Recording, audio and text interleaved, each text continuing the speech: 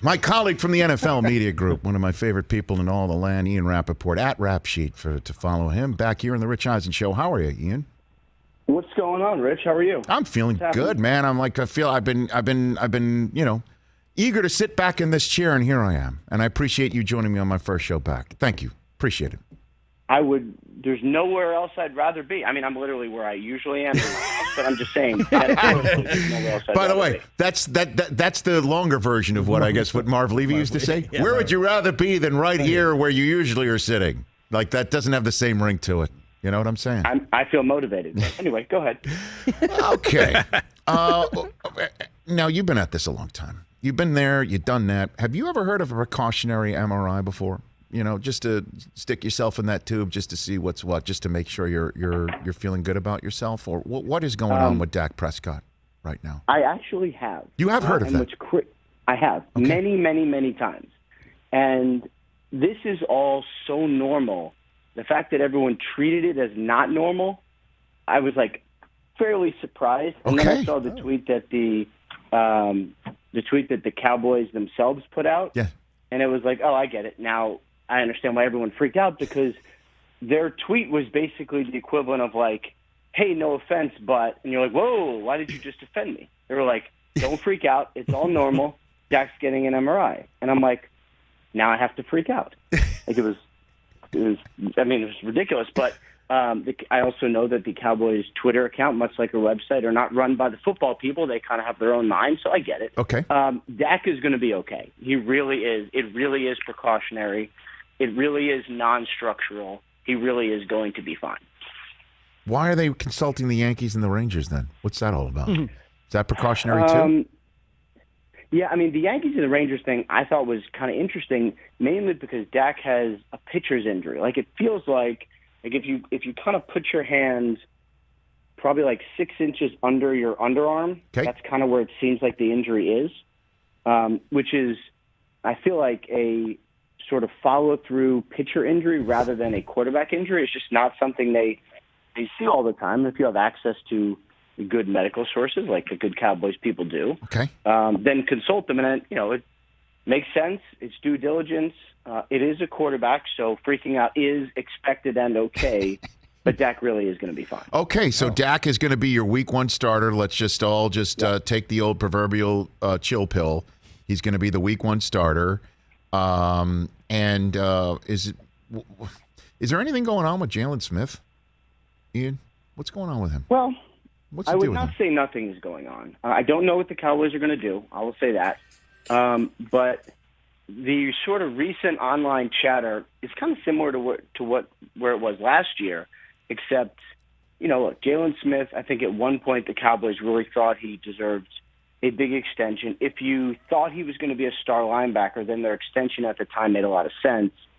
Obviously, he struggled last year. You hope that in the it's not a new scheme this year. It's actually what's Dan Quinn's scheme, but it's what they ran 2 years ago. So Jalen is familiar with it. You sort of hoped that he would be back to the linebacker that deserved the big extension. The problem is Keanu Neal has played great. Now, health has sort of been a concern for him, but he's basically a linebacker now. He's fast. He has been a baller. Dan Quinn loves him. So if you have Micah Parsons, Leighton Vander Esch, who's had a really good camp, and you have Keanu Neal on the field, paying $7 million to someone who's not among your top 3 linebackers is not a great use of resources. For the Cowboys, it would be admitting a mistake, but it's better than compounding one. So I wouldn't, if you were wondering, like, is releasing Jalen Smith something that at least may be talked about? Yeah, I think it's something they may talk about. Ian Rapoport here on the Rich Eisen Show. What's going on with Deshaun Watson? What is happening with him, with the Texans, and then other teams, or the commissioner's office, or what is happening with him? He's practicing in individuals and then going inside. And then he's not thrilled with reporters for videoing the same thing every day. That's basically the synopsis here. The league office has been very, very, very clear. They're looking into it. They are investigating. They're going to let the police and whatever other investigation take its course, but they are looking into it. They have, as Sports Illustrated said, they have interviewed a couple of the accusers. The commissioner's exempt list is basically for, as it states, someone who they have evidence of committed a violent crime. That is what the rules are. That is what now they could always go back and say, we're going to change it a little bit. I mean, they have been known to tinker from time to time, but that is what it's for. Deshaun Watson does not fit that criteria. So as of now, he's eligible to play. He does not have the Texans in his plans of playing. They do not seem to be preparing him to play this season. So unless something changes, there are really only two options.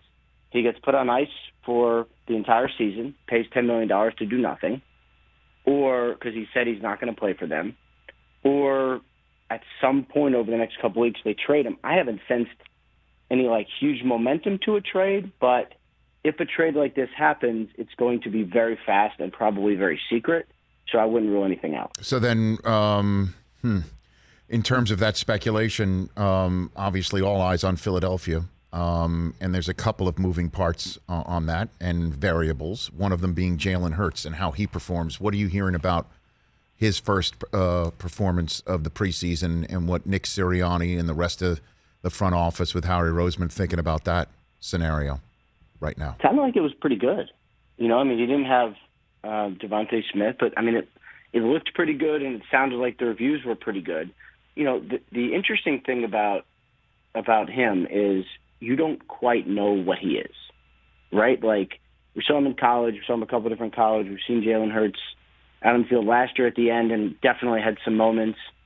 Certainly helped bring me to a fantasy title, which I don't think should go into their evaluations, but from, deep in my heart, it's something I'll always appreciate. My first fantasy title, you never forget that. It's still a metric, Ian. It's still a metric. Maybe not to front offices, but to you it is, and I respect it. I respect it. That was certainly a great moment in my household. Anyway, but I don't know what he is. To me, he kind of reminds me of young Dak Prescott, where there's plenty of people who judge that he's not a franchise guy because he doesn't look and play like what people, generally older people, think is a franchise guy. But people need to look again. And obviously for Dak, it worked out and will continue to work out. I could see Jalen going in a similar direction. He's got some of the same attributes where he creates his own opportunities because of the way he moves and looks to throw. That is really valuable.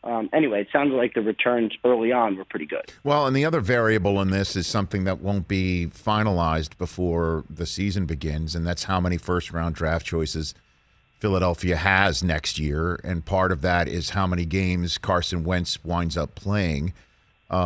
He and Quentin Nelson having the dreaded 5 to 12 week injury. What are you hearing about that? Because I'm hearing or reading quite a bit that it could be on that 5-week end of things, and that Wentz and Nelson both have an opportunity to be seen in week 1. What are you hearing on that front? Yeah, I don't think anyone's ruled out week 1, and the fact that they were at practice without a walking boot is, the first couple of days is good. It's all good. It sounded like the surgeries went well. Basically for Carson Wentz, they essentially extracted a bone from his foot that had, I guess, come loose, which, if you're squeamish, not a great thing to think about. Nope. I would not want anyone to extract any of my bones. But that's what it was. And it sounds like rehab, rest is going great. We don't know if he's going to be ready week 1. And it was extremely important what Jim Irsay said on I think he said it on the TV broadcast this weekend, which is that we are not going to put Carson Wentz out there if he's not healthy. Wentz wants to play. I think he was out there too early with the Eagles. He played through some stuff that ended up being detrimental to him. Remember, he was out there week 3 and probably didn't look like himself. He always wants to play. It's a 17-game season. You might have heard a little bigger than usual. It is important that the Colts protect him from himself. So if he's not out there week 1, it'll be soon. But I do think you're looking at the early end, not the 12-week end. Okay, and then obviously when you're talking about a bone being removed from a foot, yikes. What is so is the plan to just go with Eason and Ellinger and hope for the best, just in case it goes longer? Or best you could tell, has there been a phone call made to a high school coach in Alabama and Phillip Rivers to see what he's doing? Or Foles is obviously the lost man in Chicago. Like, what is those moving parts on that front? Well, Rivers has a season to coach, so I think he was pretty clear that high school football is the most important thing, which is hilarious. But then again, it's Alabama high school football; they take it extremely serious. Right. And he's had this job in his mind and hearts for like 10 years, so I imagine he's not joking about that. In all seriousness, too, Ian, I mean, he probably has, when you're a coach, you give a commitment to a team and to look a high school kid in the face and say, yeah, I got to go take this job in Indianapolis, but I'll be back. That's probably why he was also saying, if the phone rings in November or December when he's done with the season, he might consider it, But nobody would blame him. No. But he's got a team to coach. That's correct. Important. So, but still though, the Colts could still make the call. I'm just trying to see here. Like, it is quite a safety net that you would be either stitching or without. With Wentz going into the season, with Wentz, if he to come back sometime soon with an injury that who knows, a complication could occur week 2, week 3. What happens? Like, that's my question. I think the main issue, there's two issues here. One, the Colts don't want to spend an asset. Let's say it's you're not going to trade for a quarterback who would start for you without giving up some sort of mid-round pick. So is it worth doing that for 1 game or 2 games? I would say probably not. The other thing is, look at the way the Colts are constructed. I mean, they are a draft and develop team. They hate spending in free agency. Ask any agent. Ballard knows. Hate spending in free agency. They don't trade for a ton of guys unless they absolutely have to, like with Jacoby Brissett. They're like their own guys. They like to see what their own guys have. And so for a lot of teams, I would kind of roll my eyes if they're like, yeah, we're not looking at a trade right now. The Colts, I believe it because that is part of their core. So, like, if it's not Jacob Eason, could it be Sam Ehlinger? Like, yeah, I mean, it really could be for a game or 2. A few more minutes left with Ian Rapoport, my colleague from the NFL Media Group here on the Rich Eisen Show. What's the scoop with Tua? All the whispers involving him and his readiness to be a pro and a starter and all of that business. What do you got for me on that front? Because that's the other team that everybody's associated with. Right. Deshaun Watson wanderlust. What do you got for me on that right now as it stands? I think, Tua has steadily come along. His camp I would describe as pretty good. They're getting him to come out of himself a little bit, so push the ball down the field, take some chances. He tried to do that in the end zone, ended up throwing an interception where he really just saw the tight end, I believe it was, a little bit too late. But that's almost okay. Like, they want him to take chances. They want him to push it deep. They want him to kind of do what he did at Alabama, which is let it go, like let it loose. So I think his camp has been good. Is he going to develop into the superstar franchise quarterback? Some thought. I don't know. But they definitely think he can be a more than solid franchise starter, which is, for a team that is going to have a really good defense, like, that's okay. I don't know how high his ceiling is going to be, but, if they go into the season with Tua as their starter and he starts 17 games, I believe the Dolphins are going to be absolutely fine. Okay. And then last one for you. It's remarkable. Here we are 1 week into the preseason, and the Rodgers-Packers story is essentially put to bed for 2021. Yeah. We'll see what happens when games start to be played and what have you. But I guess he spoke to our colleague Peter King and even left the door open to continue on here. Which does not surprise me one bit. I mean, why would anybody want to start going somewhere else late in a career? You want to stay put, certainly if you've got a championship team surrounding you in a community that you feel comfortable in. What do you think of where we stand on that subject matter right now? Well, you're kind of right. I mean, which I know is what you're going for. Always, Ian. Yes, thank you. Yeah, always. It's basically... I wouldn't say put to bed, but definitely put on ice. I thought the stuff from Peter King, Rodgers to Peter King, was pretty interesting. Because one, he did sort of leave the door open for a relationship with Gutekunst. He definitely didn't sound like someone we wanted to play in Green Bay, and then that's it. Remember, one of the biggest points for Rodgers was he didn't want to be a lame duck quarterback, and if that's true, then it definitely sounds like he's open to playing in Green Bay. There he goes. There he goes. Is he back? Are you there, Ian? Are you there? Explain what just happened. I don't know what just happened. I don't know, but I need. I was exactly. I explained to my audience that I've solved the issue. Okay. I just. My wife pulled in. She was out. She pulled into the garage. My Bluetooth picked up on her car. Oh my God! Wow, like automatic. Do you want to know what? Do you know what she was saying about you now, Ian? Or that's a little.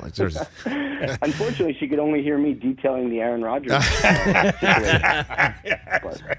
I'm sure she's used to that. But just let me know what you were continuing your thoughts here. That there's an openness to. So I'm thrilled that there's an openness and that he's. I think woe to the rest of the NFC if he is going to show up, calm, cool, collected as well as he has, and just zen and totally, Jupiter's aligned with Mars, and he's going to bring the same game that he brought to saving DeChambeau's bacon in Montana to the NFC. I mean, that's a problem for everyone else. I fully believe that. I thought he played great, by the way. No, I know. He's a much better golfer than I anticipated. Yeah. He's actually like a 3.5 handicap, which I'm so jealous of. But anyway, I think the openness to potentially come back and finish his career there, assuming they want him there, was really interesting to me. That was definitely a driving force for this. And the other thing is he is dialed in. Like, I don't think he's going to get to a post-game press conference to talk about not feeling loved this season. I mean, maybe we'll get to this again during the trade deadline. We'll see if the Packers do something. But I mean, he's at least there for the season with an openness and a directness that he may not have had in the past. Right. I think they're in a good spot. Especially since the guy that they want to potentially move on from might not be able to even answer the preseason Week 2 bell. I mean, and this guy is right. I mean, it's all good in the hood there, and I just think it's remarkable based on how much we talked about it from draft day all the way to reunification day for him and the team. So I just figured I'd bring that up. Thanks for the time, Ian Rapoport. Go say hi to your wife for us, okay? Now that she's home. I will, and I'm really curious to see what part of the conversation she heard and what she thought of my appearance on Rich Eisen. There you go. So I'll let you know. There you go. Please to text me. Now we also got closures. I feel Yep. so much better saying goodbye to Ian Rapoport. Now, thanks for the call. Thanks, Rich. At Rap Sheet, the man. Hey, you watched all the way to the end. Thanks for that. Watch more right here.